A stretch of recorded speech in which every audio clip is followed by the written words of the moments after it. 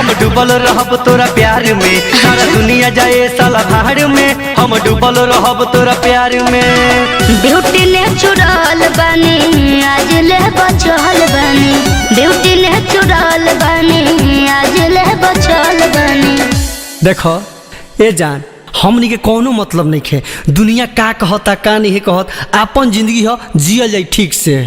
सब लोग देखे ने गहिरा से, सब लोग देखे ने गहिरा से, जब दिला वाला गला बहगा हवा से, जब दिला वाला गल दहिया से, लोग का करी देख के निगहिया से, जब दिला वाला गला बहगा हवा से, लोग का करी देख के निगाह से।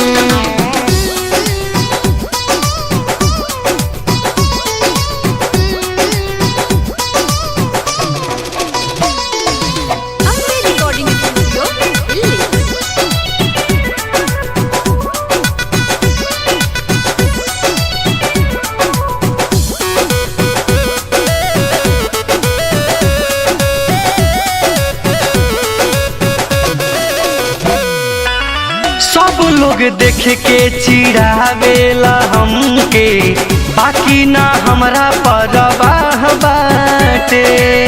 पट्टी पट्टीदार हंसे सखी सहेली, सब लोग हमनी से डाह बाटे।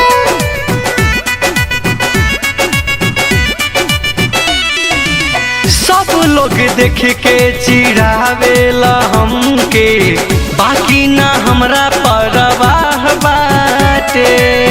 पट्टी पट्टीदार हंसे सखी सहेली, सब लोग के हमनी से डाह बाटे। ए जानू देख रहे हो, वो देख करके मुझे हंस रही है। जाने दो जान, जिस पे लोग हंसते हैं वही बसते हैं।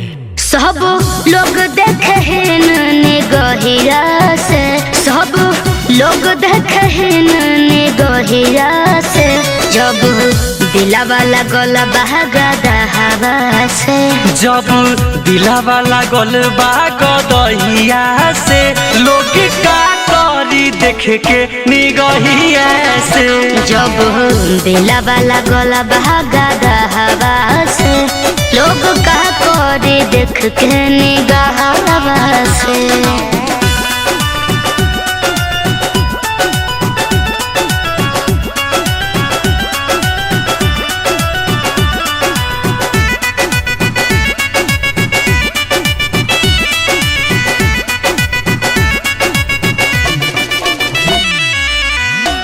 से भेटाइल बारू रानी भग जोगनी, बिटू बिनाए खाती परी हो।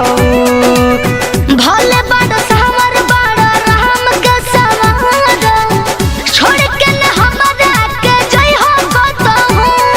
लव यू पगलू, लव यू टू करे जा। भाग से भेटाइल बारू रानी भग जोगनी, अच्छा बिटू बिनाए खाती परी हो। भले बड़ सावर बड़ राम के सवार, छोड़ के न हमरा के जई हो कतहु। ए जानू, हौ राइटर राहुल रसिक भी देख के ताकत अड़े माना खींचे ना। अरे जाए दो।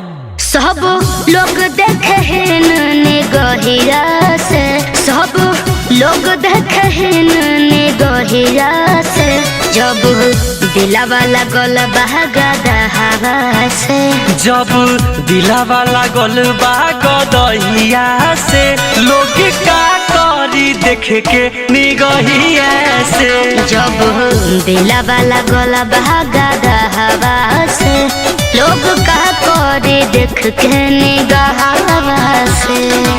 Ambe recording studio Delhi.